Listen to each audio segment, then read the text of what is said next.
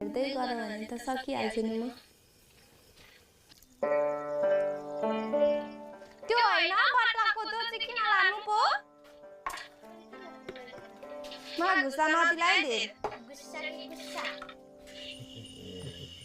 त्यही मलाई छ नि अहिले। उसको दाजुहरूले करायो भने नि केही नभने, मम्मी पनि छैन बाबा पनि छैन भन्छु नि त म। अनि मलाई हेपेर त जितिहाल्छ।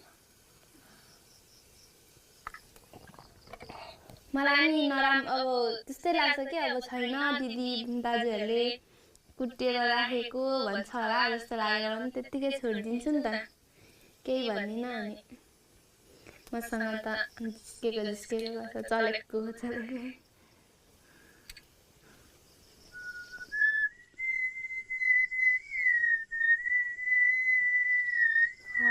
चल तपाईँले सुशीलामा जाँदा त त्यो सुशीलामा